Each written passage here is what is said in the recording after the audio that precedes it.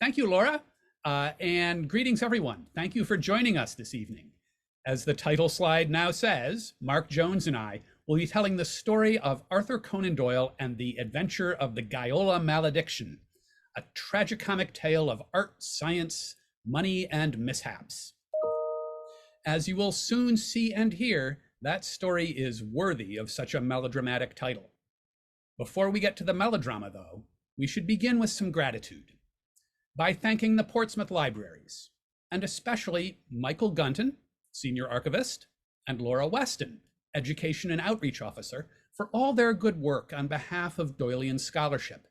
Michael gave us invaluable guidance and support when we were doing the research that led to this presentation, and Laura has been a great support as we've prepared for today. More importantly, it is in large part due to their extraordinary efforts during the past many years that the Arthur Conan Doyle collection, bequeathed to the Portsmouth libraries by Richard Lancelyn Green, is so well organized and so accessible to all of us. Wherever you are right now, please take a moment to applaud Michael and Laura, and especially if you live in Portsmouth, your library's Arthur Conan Doyle collection is an international treasure, and so are Michael, Laura, and their colleagues. We do not have time here today to give you every detail of this story of the Gaiola Malediction. Richard Lancelyn Green assembled lots of information about this case, enough to write a book. So we are going to focus on giving you a quick sketch that does three things. One, puts you in the know about this not widely known chapter in Arthur Conan Doyle's life. Two, entertains you with some of the wilder aspects of this ridiculously ambitious enterprise gone amusingly awry. And three, points out how this tragicomedy inspired at least a few things in the Sherlock Holmes stories. Our story begins in spring 1902, which was very nearly the best of times for Arthur Conan Doyle. He was busy, prosperous, and famous. The Hound of the Baskervilles was in print, to the joy of much of the reading world. The William Gillette play, Sherlock Holmes, was continuing to enjoy good runs and good reviews, and Conan Doyle would soon be knighted for his best-selling defense of the empire, The War in South Africa, Its Cause and Conduct. Despite all this professional exertion and excitement, Conan Doyle still led an active social life, being a member of innumerable clubs and societies. He spent an inordinate amount of time at the crease, playing in first-class cricket matches for the MCC and against W.G. Grace, no less. And he was becoming increasingly close to Jean Leckie, the woman on the second in on the bottom right there. He was increasingly close to Jean Leckie, the woman who would become his second wife, whose birthday he celebrated in March 1902. But we say nearly the best of times, for Conan Doyle's spouse, Louise, was in declining health from tuberculosis. The illness cast a long shadow over their lives and would continue to do so for several more years due to her remarkable strength and her husband's care. Arthur would take Louise across the continent in search of climates more conducive to her condition, an exercise which almost certainly helped prolong her life to 1906. But in April 1902, when our story begins, Conan Doyle was about to set out on another European trip. This time, he was most likely without Louise, for his destination, a small Mediterranean island off the coast of Naples, was too humid for her condition. So when Conan Doyle set foot aboard the RMS Austral at Tilbury in the port of London, he was probably alone and looking forward to a well-earned break. After a short voyage, the Austral safely deposited Conan Doyle in Naples on the 20th of April, 1902. Safely for Conan Doyle, that is, but not so much for the Austral. For a few months later, it was scuttled in Genoa and broken up for scrap. As we shall see, this was the first in a series of misfortunes suffered by people and things associated with Conan Doyle's ill-fated trip to Naples. Upon arriving in Naples, Conan Doyle crossed a very narrow strip of the Mediterranean Sea, separating mainland Naples from an island called Gaiola.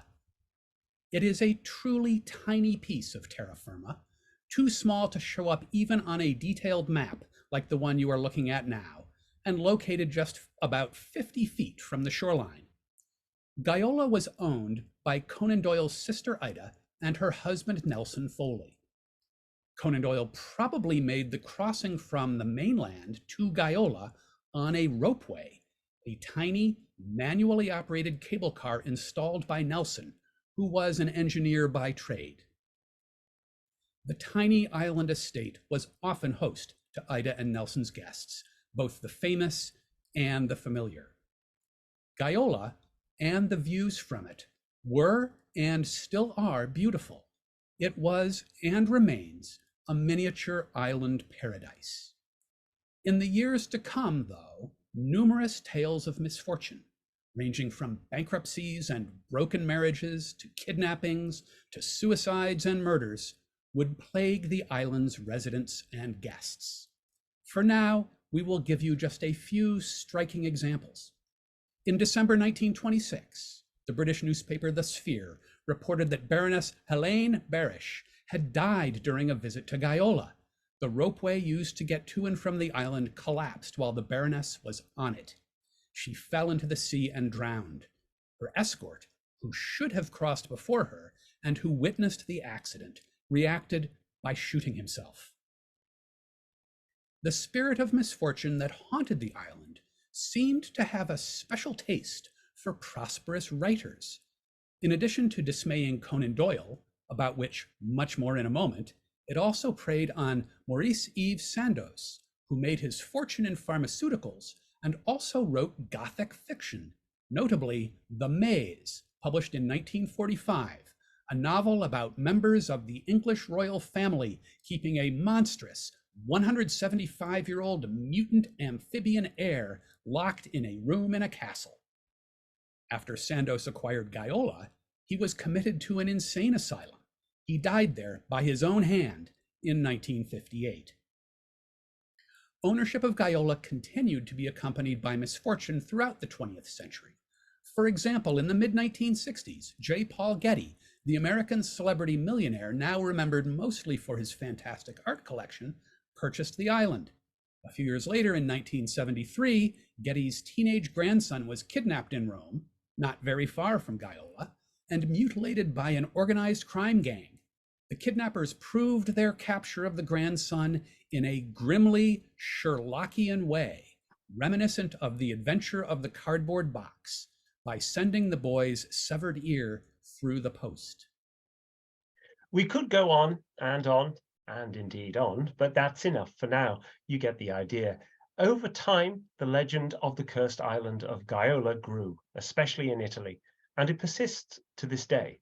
In fact, when the island last came up for sale in 2016, that bastion of professional British journalism, the esteemed Sun newspaper, warned potential buyers of their inevitable and gruesome fate. But in 1902, when Arthur Conan Doyle visited Gaiola, it was not yet known as the magnet for misfortune it would become.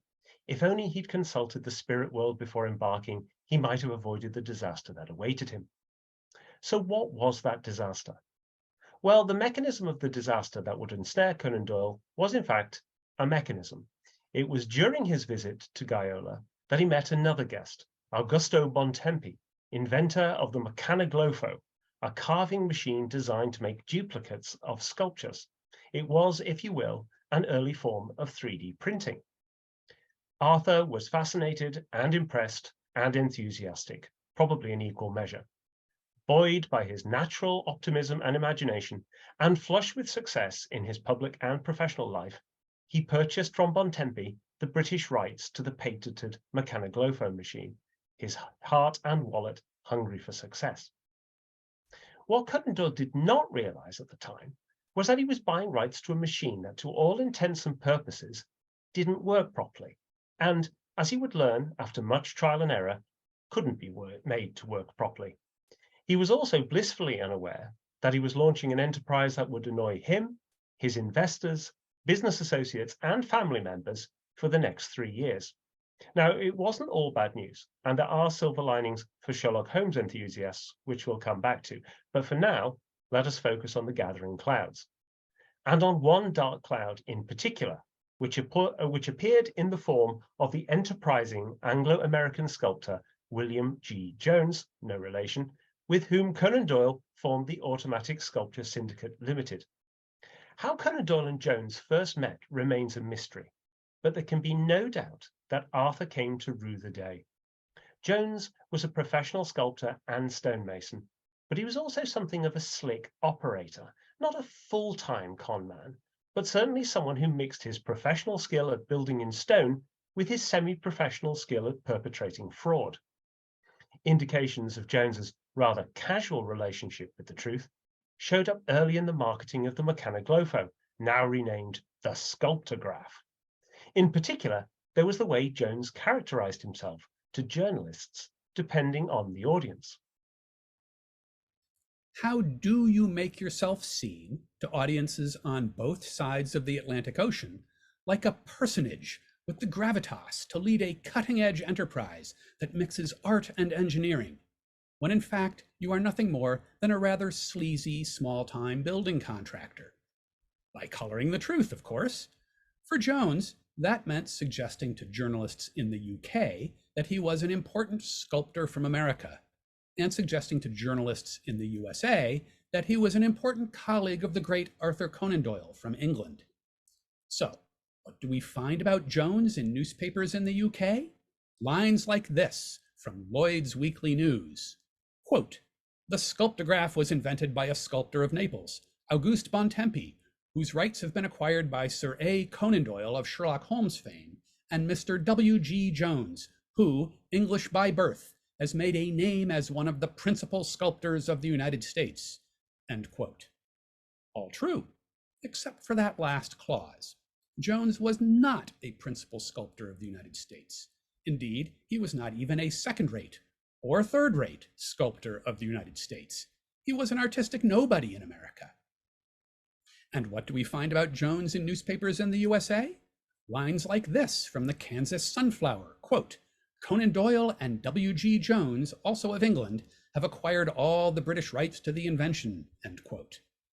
Why no mention in this American newspaper that Jones is a principal sculptor of the United States? Or a principal anything? Because Jones was, in fact, not in any way a person of public consequence in the United States. And so, to American journalists, he posed as an English peer of the famous Sir Arthur. In any event, Jones was rather good at getting the attention of journalists. So for a time in 1903 and 1904, newspapers all over the UK and the USA carried breathless stories of the revolutionary sculptural invention being promoted by Jones under the auspices of the famous creator of Sherlock Holmes. Effusive news reports began to circulate in with full-page illustrations in publications ranging from the Tatler to Scientific American. Tellingly, though, these stories never really showed any evidence of the two things an investor or a customer might care about. Firstly, despite the promise of sculpturing without a sculptor, there were no pictures of the machine functioning by itself without human intervention. And there was a good reason for that, in that the machine had to be operated by a trained sculptor. In this case, it was a chap called Ballerin, formerly of Bontempi's employ, who was shipped over from Italy before rapidly returning home on account of a severe bout of homesickness.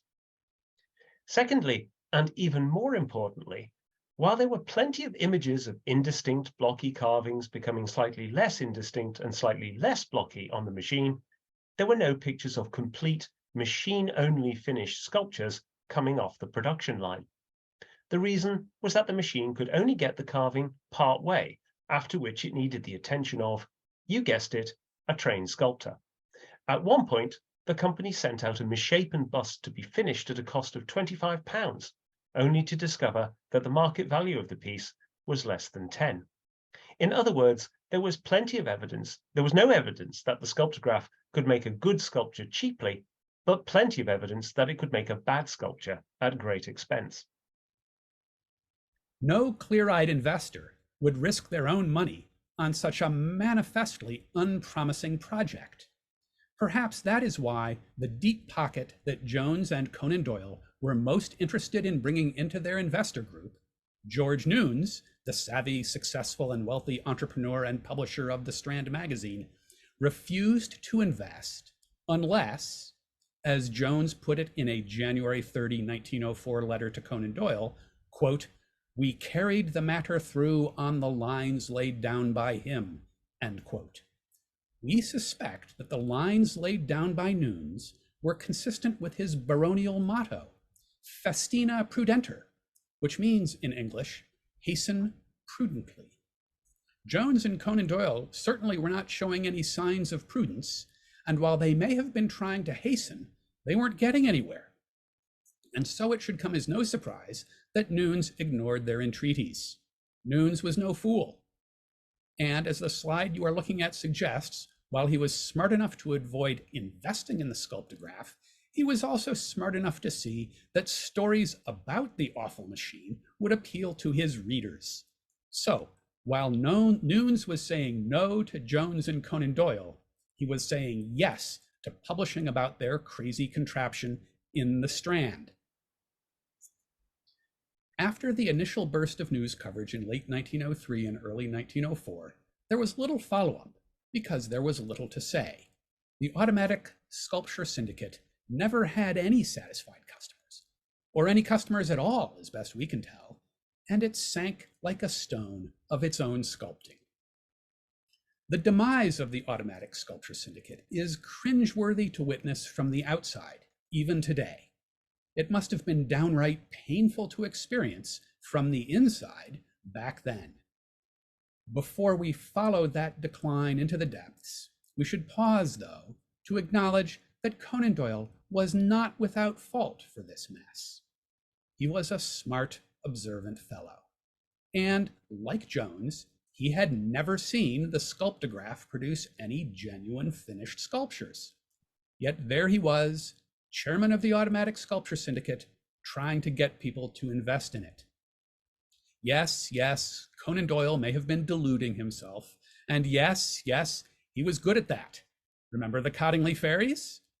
But that does not change the fact that his actions amounted to an effort to deceive others.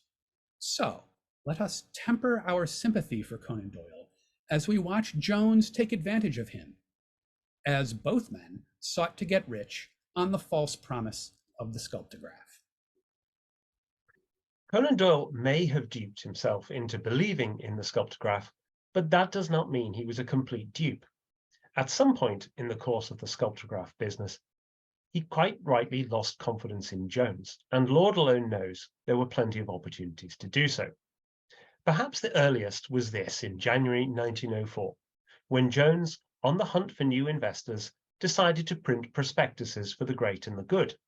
6,000 copies were printed, but only 1,000 left the office with a covering letter because Jones ran out of paper.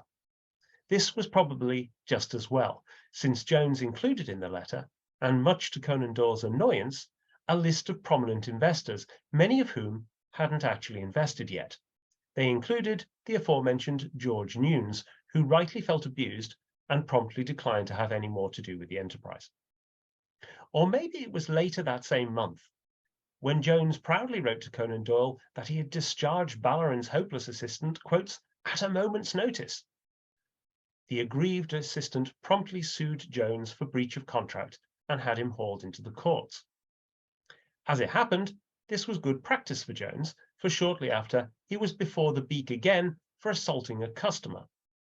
This wasn't a customer of the sculpture company, of course, there weren't any of those, but of My Valet, an employment agency for gentlemen's gentlemen that Jones ran from the Strand and could come straight out of a Woodhouse novel. Later, it would transpire that Jones had engaged in a highly consequential act of marital infidelity with the My Valet typist, which led to yet another court appearance. Or perhaps it was in March 1904, when, a little more than 12 months after starting the Sculpture Syndicate with Conan Doyle, Jones resigned from its board of directors while simultaneously demanding to be bought out on outrageously rich terms. Jones quickly set sail for America, quite possibly under an assumed name, where he was trying to get a certain Mr. Waldorf interested in an exciting new sculpturing machine from Italy. Having poured thousands of pounds and who knows how many hours of effort and thought into the sculptograph, Conan Doyle resisted successfully, thank goodness, Jones's relentless urging that he invest another small fortune to support his American ambitions. Not surprisingly, when Conan Doyle's money failed to materialize, Jones's plans came to naught. The business of a con man is, after all, to risk other people's money and not their own. But with Jones now in hiding, Conan Doyle was saddled with sorting out the devastation in the would-be sculptor's wake. It would take another 18 months of effort, with Conan Doyle increasingly involved in the day-to-day management, before he would be rid of the beast he had so injudiciously created.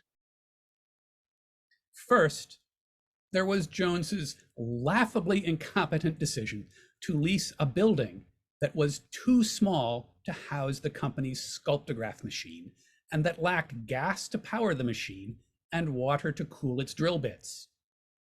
Jones then relocated to a facility in Battersea that seems to have been needlessly large and costly. Conan Doyle eventually bought a new factory in Southwark and leased it back to the company out of desperation. Second, there was the disabling shortage of investors, the great difficulty of getting those who had committed to take shares to actually pay for them, and then to compound or perhaps discompound the flow of cash, there was the tendency of Jones to keep investor checks for himself, such as this one, rather than turn them over to the company, all of which gives the sense that confidence in the enterprise was already failing outside the company as well as inside. Indeed, it seems that the only substantial source of cash the company ever had was Conan Doyle's checkbook.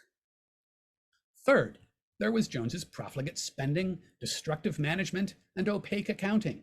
He was incurring debts for the company left and right, including one for a large block of marble from Italy that he then tried to sell back to the company for a profit, losing irreplaceable employees, including an Italian engineer who was needed to keep the sculptograph running, and persistently failing to account for his spending and activities. Finally, there was Conan Doyle's decision to involve his family in the company. He had long been in the habit of purchasing shares for family members when he made an investment, sometimes in crazy enterprises, but also sometimes in solid stocks and bonds. It was rather a nice way to spread his wealth among his loved ones. But he went a bit overboard with the automatic sculpture syndicate when he brought the family into the management of the firm, or rather the would-be family, namely James Lecky, father of Jean Lecky, Conan Doyle's future spouse. While the documentary evidence on this aspect of the business is thin, it suggests that Conan Doyle's relatives were no better than he was at managing things, and far less energetic. One can only imagine the tensions at the dinner table during family gatherings at this time. By early springtime in 1904, less than 2 years after Conan Doyle first laid eyes on Augusto Bontempi's mechanical Lofo on Gaiola, the automatic sculpture syndicate was in deep trouble. The company's operations were a shambles, and so were its finances. Its leaders lacked trust and were at loggerheads over the direction of the firm. What happens when a business goes south like that? Litigation, of course.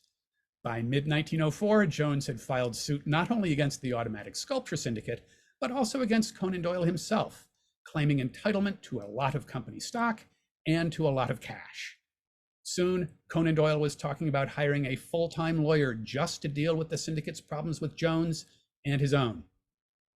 Conan Doyle also took matters into his own hands, holding on to vital drawings, specimen sculptures, and even a block of marble. In Conan Doyle's view, probably correct, Jones's lawsuits against himself and the automatic sculpture syndicate were vexatious and intended merely as extortionate harassment. Nerves were strained. It was only at this late stage that Conan Doyle came to fully understand and deplore the true nature of Jones's character. In part, this came from an anonymous source who wrote to Conan Doyle under the name One Who Has Suffered, and revealed that, in addition to being a crook, Jones was a child support delinquent, an undischarged bankrupt, and an absentee tenant with a string of angry landladies in tow. He'd even been fined for forging his own coat of arms without a license. In a delicious twist, it turned out that Jones's home in Hendon, Brook Lodge, was not actually his home at all, but that of a wealthy Afghan family Jones had met while escaping another failed venture, this one in New York. He had persuaded the hapless group, on a trip across the Atlantic, to purchase the manor house in Hendon and have him live with them to manage their affairs and teach them English, neither of which he appears to have done. To cap it all, there was Conan Doyle's discovery that Jones had authorized payments from the syndicate to commission agents who had introduced wealthy investors. The problem was that the investors had no knowledge of commission agents, and after a bit more searching, with the help of a private detective, Conan Doyle discovered that the agents were actually Jones's brother Frank, or someone claiming to be his brother, and a sister for whom we have no first name. Shaw was her last name, or at least the name by which Jones referred to her. It seems it wasn't just Conan Doyle who was interested in supporting his family. Brother Frank, by the way, seems to have played a much larger role in Jones's automated sculpture machinations in America, some of which are reported in judicial decisions in the state of New York, but that's a story for another day. Eventually, in June 1905, Conan Doyle, in despair, succumbed to circumstances and paid off Jones. The automatic sculpture syndicate stumbled on for another fruitless year, with Conan Doyle reporting to one of its last directors' meetings that, quote, an inspection of the balance sheet will show that this has been a year of heavy expenses and insignificant returns, end quote. The enterprise disappeared with barely a whimper in 1906, by which time Conan Doyle and Jones were back to doing what they each did best, one to big-time writing and one to small-time stoneworking with perhaps some fraud thrown in. As we draw to an end this chapter of the story, what we can say with confidence is that the whole sculptograph mess was a classic example of Doylean entrepreneurship. He was great at writing things, but that did not translate into being great at running things, nor was he great at judging the capacity of others to run things, or indeed whether those things should be run in the first place. Later in life, he would acknowledge that he was susceptible to the manipulations of men like Jones. In his autobiography, Memories and Adventures, he wrote, "Some of the excitements of my life during these and the subsequent years were due to financial entanglements which arose from a certain speculative element in my own nature, depending rather upon the love of adventure than upon any hope of gain. If, when I earned money, I had dug a hole in the garden and buried it there, I should be a much richer man today. I can hardly blame the punter on the racecourse when I remember the outside chances which I have taken in the past in every possible form of speculation." It seems Conan Doyle was still learning this lesson the hard way rather later in life, for shortly after the sculptograph debacle, he became involved in another dubious enterprise. This is what he says in Memories and Adventures. Quote, "I saw the enormous possibilities of Kent coal, which even now are not fully understood. But I did not sufficiently weigh the impossibilities, which are that an enterprise can be successful which is wildly financed and extravagantly handled. I and many others lost our money sinking the shafts which may bring fortunes to our successors. I even descended 1,000 feet through the chalk to see with my own eyes that the coal was in situ. It seems to have had the appearance and every other quality of coal, save that it was incombustible. And when a dinner was held by the shareholders, which was to be cooked by local coal, it was necessary to send out and buy something which would burn." End quote. And what of Gaiola? Well, we already know the answer to that, don't we? Its curse lived on to plague hapless human victims thereafter. In a sense, then, Conan Doyle was lucky to escape with his life. But as we have seen, Conan Doyle's visit to Gaiola did trigger plenty of misery in the form of what was probably the most stressful and perhaps also the most costly of all his speculations. Who could doubt that he was an early victim of the Gaiola Malediction. Nevertheless, our telling of his adventure does not end on a low note, because there were silver linings, both for the writer of the Sherlock Holmes stories and for his readers. Before we get to those silver linings, though, let's return for a moment to our earlier admonition not to feel too sorry for Conan Doyle, since he was, to some extent, in cahoots with Jones in that misguided effort to launch a lead balloon with other people's money. Because there is another reason to temper our sympathy for Conan Doyle, but this time a positive one, based on his admirable qualities rather than his limitations. That reason is, to put it bluntly, that his life wasn't really affected all that much by the sculptograph disaster. For an ordinary person, dealing with an experience like the rise and fall of the automatic sculpture syndicate would be all-consuming and overwhelming, but not for the extraordinary Conan Doyle. The range of things he did during the most consuming of the sculptograph years is awesome, and the pace at which he produced the excellent and memorable writings that financed the sculptograph and everything else in his life did not slow. In fact, the Doylean publication list for that period is extraordinarily rich. Consider the 13 stories in The Return of Sherlock Holmes, the 8 stories in The Adventures of Gerard, 2 plays, one titled A Duet and the other The Adventures of Gerard, a classic Gothic horror story titled The Leather Funnel, and more than a dozen articles and essays for The Times, The Daily Mail, The Spectator, and other newspapers and magazines. And Conan Doyle maintained his active family and social lives, and he campaigned for a seat in Parliament, and he gave numerous lectures and interviews, and he continued to play a great deal of cricket. So, while we may rightly deplore Conan Doyle's poor commercial judgment and unsound leadership in the context of the automatic sculpture syndicate, we may just as rightly salute his overall industry and ability in the conduct of his life more generally.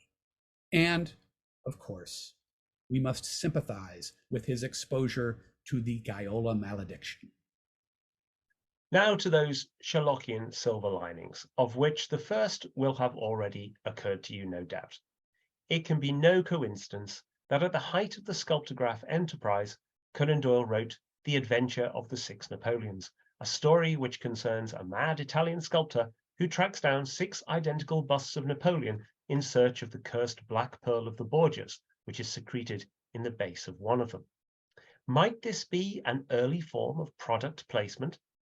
If it was, Conan Doyle's public would surely be disappointed, as it was impossible for the machine to produce 6 identical busts of anything, and the only curse in this case was the sculptograph itself. But there is more. When they were entrepreneurial pals, Jones informed Conan Doyle that Thornycroft R.A., Bruce Joy H.H., Armistead R.A., Tweed, and others had appointments with him to see the machine. This was a list of well-respected British artists who Jones hoped would endorse the business. The first name on that list, Thornycroft R.A., was William Hamo Thornycroft, who, unlike Jones, was a celebrated sculptor, the R.A. indicating membership of the Royal Academy. It's worth noting that in that letter, Jones misspelled Thornycroft's name by adding an E, Thorn E-Y Croft. Just a few months later, Conan Doyle would write The Adventure of the Priory School, in which another Thornycroft, the ill-fated headmaster of the school in question, would appear, his name spelled in the same unusual way. And on a more fanciful note, there may even be an echo in a third case. A year after returning from Guyola, Conan Doyle may well have read about a society scandal that erupted in the British newspapers. It concerned one of His Majesty's diplomats, George Norman Douglas, then residing in a villa overlooking the island, who very publicly divorced his wife after she admitted to a torrid affair. A friend had spotted her admitting a gentleman by the window of their family home while her husband was away. The bed-hopping Lothario turned out to be a nefarious Austrian baron of ill repute, who seemingly had a string of former lovers. Sadly, his first name was Arnhold and not Adalbert, but perhaps he puts you in mind of the despicable Baron Gruner from The Adventure of the illustrious client.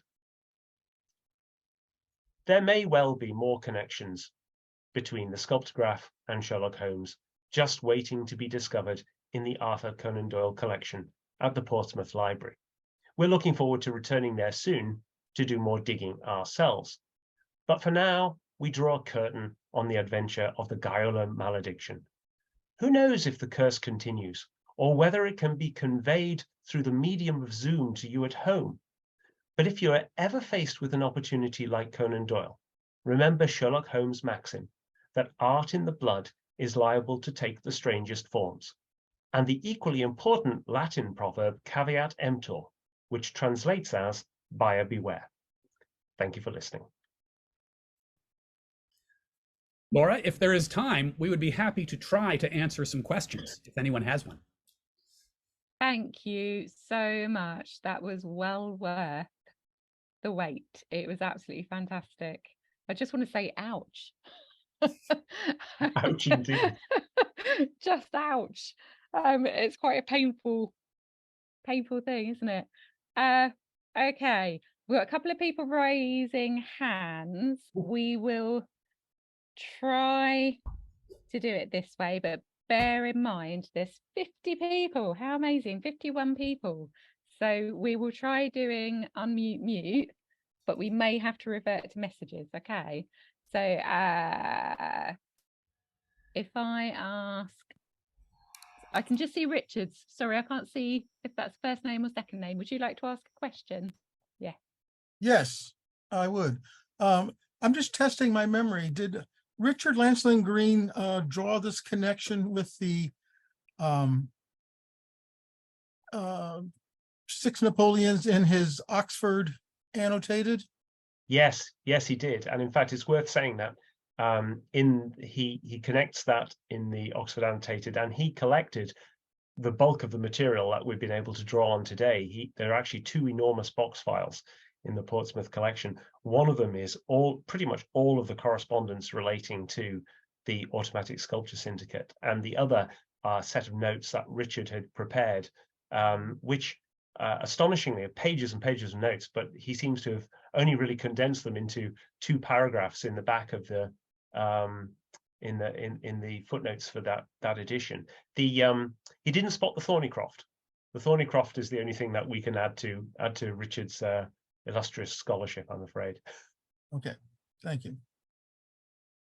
Thank you. Matt Hall, would you like to ask your question? Thanks, Ross and Mark. That was wonderful. I was just wondering what the final fate of the villain, W. Jones, was. Shall I take that? Well, we don't know yet. We're still trying to track him down. It was hard enough to find his birth certificate. And there are lots of little details along the way, like the fact that, on the date he supposedly sailed to America, he's not on the immigration returns of the passengers going across to New York that day. So he might not have gone. He might have been hiding in the UK. But yes, there's a bit more of the story over in New York State, isn't there, Ross, as well, with Jones's brother? Yes, in fact, just the other day, we found some case files for some of his sculptograph-related litigation over here. And so there are field trips planned not only to Portsmouth, which is the true mother lode for this project, but also to New York to do some digging there. Thank you. We have a lovely one from Susan Dallinger in the messages. Were Doyle's failed investments particularly uncommon in his day, or could his performance have been comparable? Interesting. Well, Ross? Well, we from first of all, from Conan Doyle's own writings, we know that at least in some of these, he was in the same boat with others. The Kent Cole story, for example, was in fact a big scandal at the time. His readers would have been familiar with that particular mess, which was tangled up with other, perhaps even larger investment disasters, like an early 20th century false start on building the Channel. Susan makes a very good point. This kind of thing was not particularly uncommon in terms of the general investment scams. And in fact, Conan Doyle wrote other material about this kind of thing. What made this one special was the combination of this particularly sort of art in the blood kind of investment story, the fact there was an actual con man involved who was not involved in a con on the investment end so much on the operations end, and the fact that both of these guys could write. Jones, whatever else he could do, could write one heck of a poison pen letter, and so just reading the files is great fun. And I think also it's worth saying that Conan Doyle, he's known for some of those slightly ridiculous ones. We put in that photograph of the auto wheel, but there's another way of looking at it. Is he might have been ahead of his time. I mean, we have 3D printing now, and we have also auto wheel equivalents. So you never know. He might have just been 100 years too early.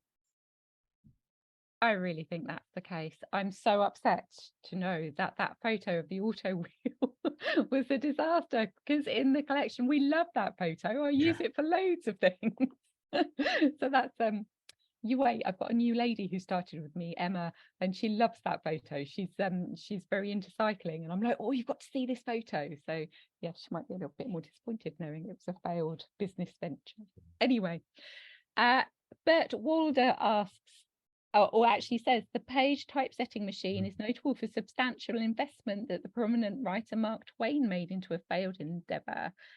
$300,000. Wow. Wow. Well, that's more than Conan Doyle ever sunk into this. So, you get some points there. Yes. Edward has also commented, Arthur, I have this absolutely true fairy photograph machine. How much would you like to invest in it? Cost is no object on that one. Yeah. Dick has said, did Arthur Conan Doyle visit Gaiola Island again on his honeymoon with Jean? Now, do you know the answer to this? Because I've got a vague memory of this, but Ross? My understanding is that he did not visit Gaiola again after 1902. He had been there earlier, I believe in the mid-1890s, probably shortly after Ida and Nelson met, I think. Yeah. And I think Ida and Nelson had left by then. I think they may have moved elsewhere. They seem to have actually owned both on the island and a villa opposite the island as well. Sorry, I'm reading the next the next one. Is it known how much Arthur Conan Doyle lost personally through the venture, if anything? Well, yeah, we it's quite hard. It's quite hard to work out because Jones was very opaque in his accounting.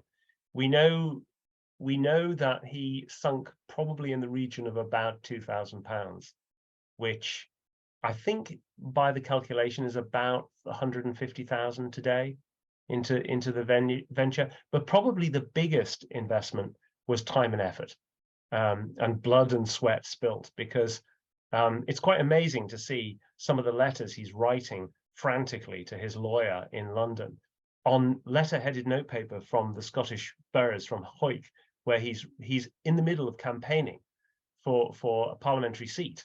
And his mind is, at the end of the day, he's having to write letters saying, that idiot Jones has been back on to me again, and he's asking for more money, and stick it to him, don't do this. And he's also trying to organize an investigation from a distance. So one of the things we quite like to see in there was Conan Doyle using a private detective. That's a nice little thing. Who was Sherlock Holmes as Sherlock Holmes? And that's what we'll have to look into next. Yes, and another sort of avenue that needs to be more fully pursued now is when we visited you, Laura, we had spent the previous couple of days in the British Library looking at his diaries there, and his calendars, and he put a lot of his family related business matters interspersed, scattered through these diaries.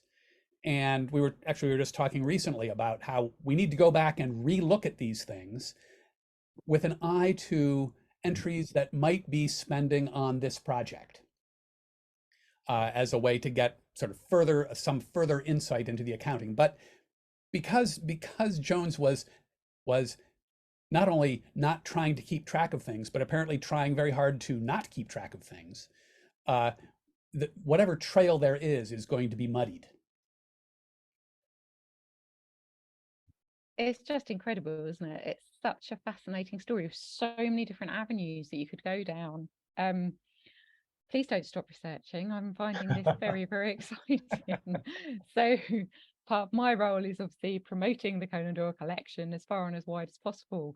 I've been aware for a long time, obviously, that Conan Doyle was such at the forefront of technology, and he did do these ventures, and I'm pleased he did, because actually he had some great wins in his life by doing these things, didn't he?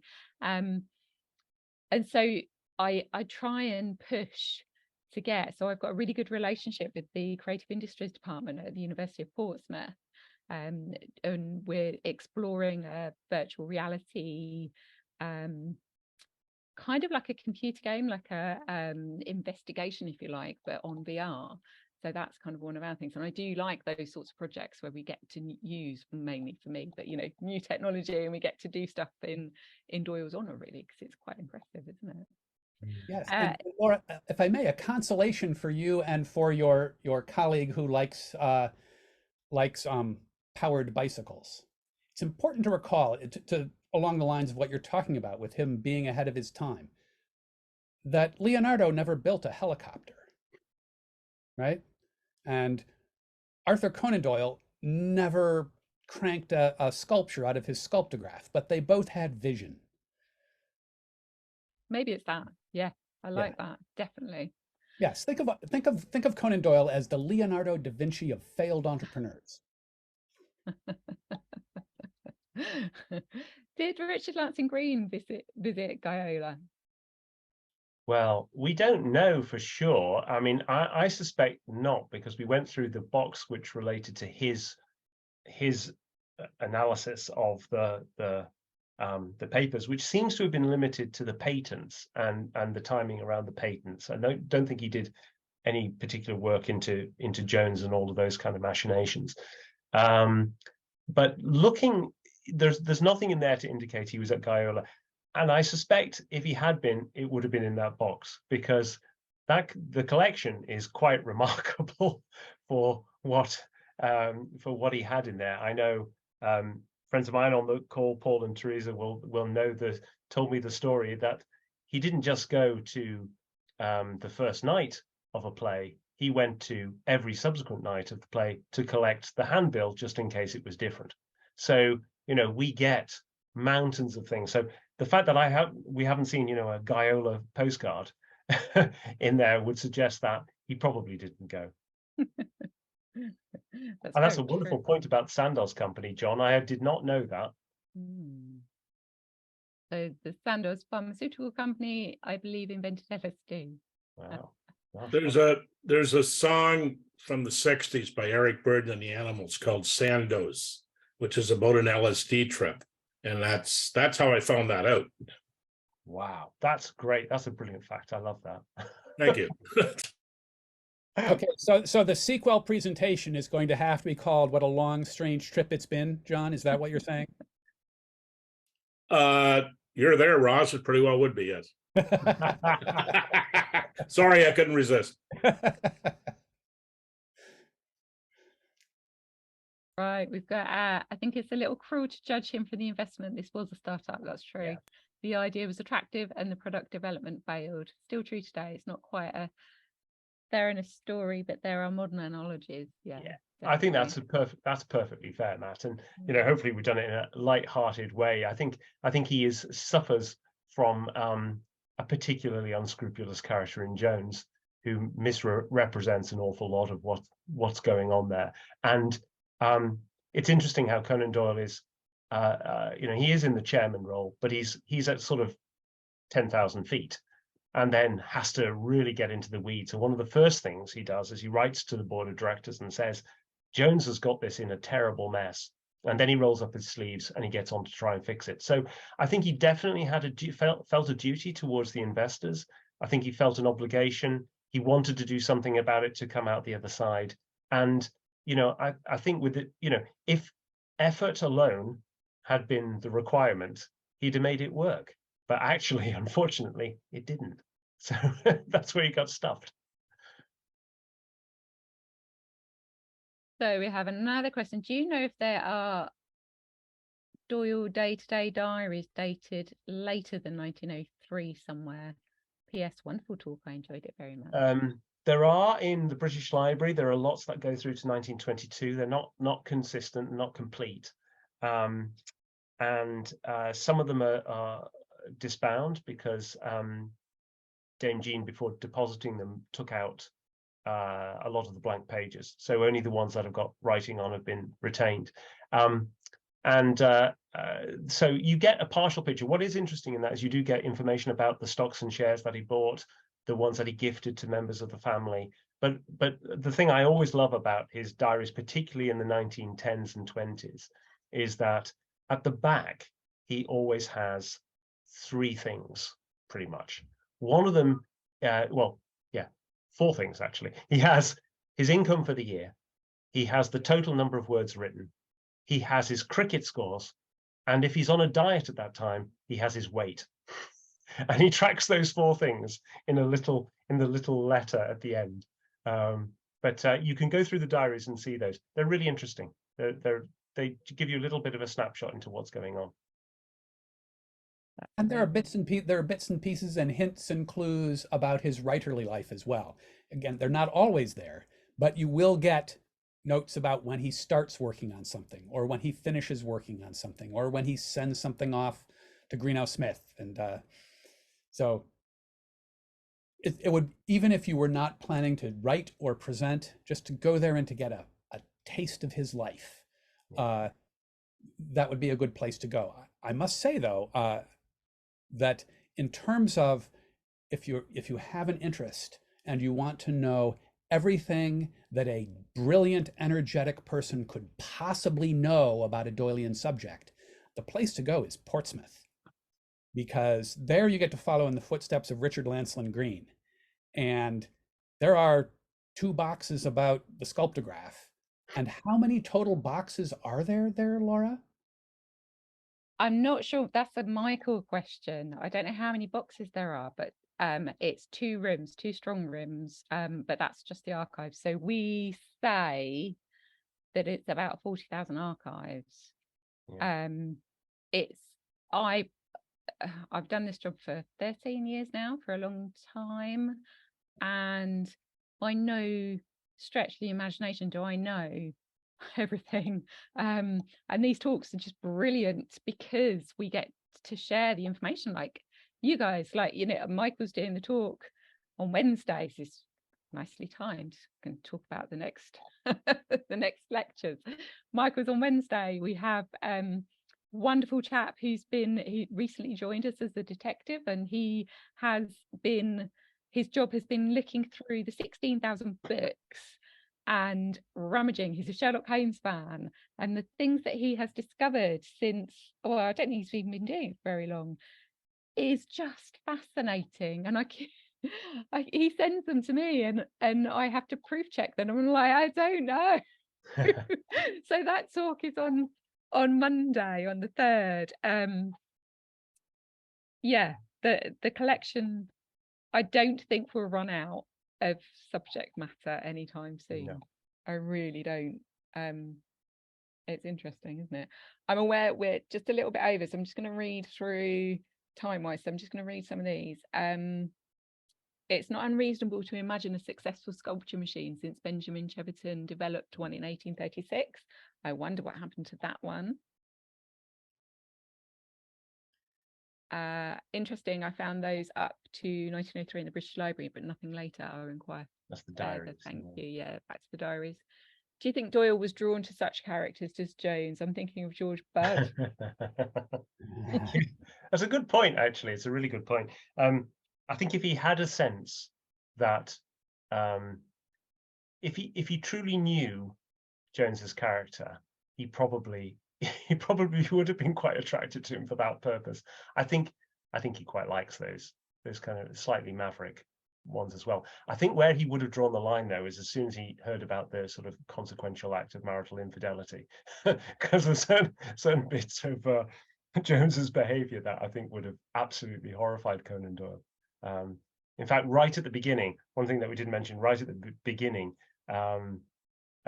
one of the things that Jones had to declare to one of the early directors was the fact that he was being taken through the court because he hadn't paid child payments, basically.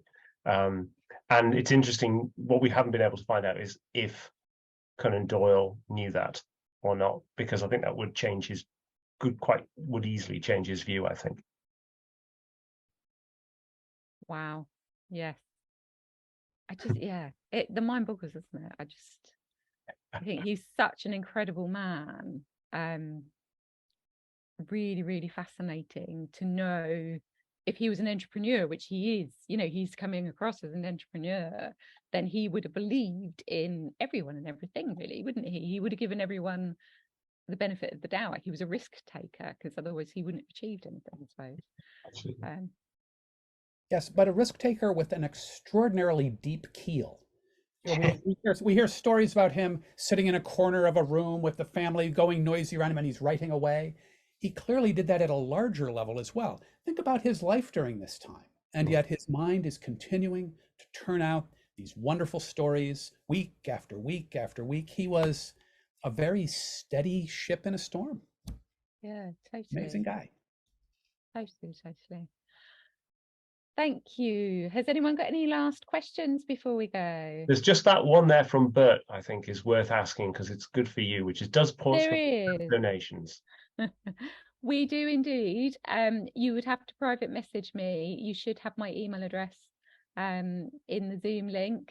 You can get hold of me and I will guide you. It's a local authority. That's what we're under. So I'm sure there are ways of red tape to kind of tangle that up, but I can put you into the right department, the right people to talk to about that.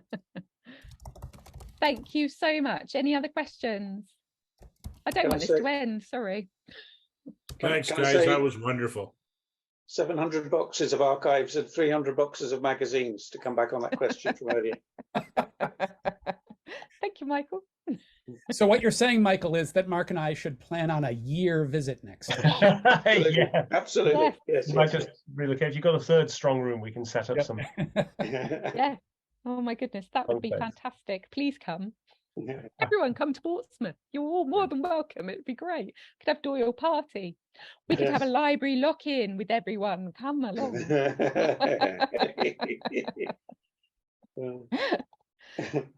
Thank you everyone so much. I will hopefully see you all for Michael's talk on Wednesday, this really is Portsmouth orientated, because obviously Mark and Ross have done their research on the Conan Doyle collection. Michael Gunton is talking about the Conan Doyle collection. We have one of our lovely detectives, Brian, who is all about his findings in the collection, and Chris Bittard is Dr. Chris Bittard from the University of Portsmouth, who will be talking about Sidney Paget, which again is all part of the collection. So I look forward to seeing you all. We're going to record them as much as we possibly can. Mark and Ross have very kindly offered to put them up onto their YouTube. Is it Doings of Doyle, Mark? Yeah, it's at the Doings of Doyle. We're going to put it on the Doings of Doyle YouTube channel. So I'll post that on social as well, so you can see this and all the other ones that are cleared for being uploaded as well. So you can get and if I may, since we're recording this, I do want to make it clear that Doings of Doyle is Paul Chapman and Mark Jones. Yes. I'm merely a fan. Thank you so much. Good night, everyone. I will look forward to seeing you. I'm now going to frantically make sure that I save everything for our evaluation. So this is also funded by the Arts Council England, I have to say as well. So this is part of a project from their libraries fund. Well, thanks to them. Thank you. Thank you. Thanks. Thank you. And good night, everyone. Night, everyone. Thank you. Night. Thank you. Goodbye, everyone.